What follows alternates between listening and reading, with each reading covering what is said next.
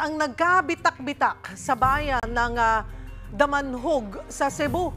Tingin ng gobernador ng probinsya, kailangan na itong palitan. Para sa detalye magbabalita live si John Aroa. John, kumusta ang sitwasyon dyan? Pero hindi muna pinadaraan ng ang mga truck na six-wheeler pataas dito sa Tangil-Tapon Bridge. Nagkabitak-bitak kasi ang ilalim ng bahagi ng tulay na perwisyo tuloy ang mga commuters at motorista dahil maging mga bus di muna pinadaraan sa tulay. At kaya nga mga pasahero ay kailangan pang sumakay ng tricycle.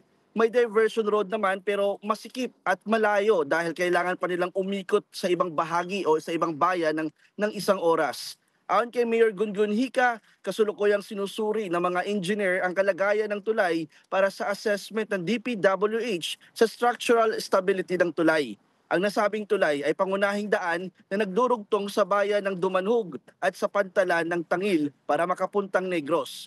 Nito lamang personal na bumisita si Cebu Governor Pambari 4 dito sa bayan ng Dumanhog upang silipin ang status ng Tapon-Tangil Bridge. Gate ng gobernadora, hindi na pwedeng i-rehabilitate ang tulay dahil matindi na ang pagkasira at kalumaan. Kaya kailangan ng palitan at sa pamamagitan ng bagong proyekto ng DPWH.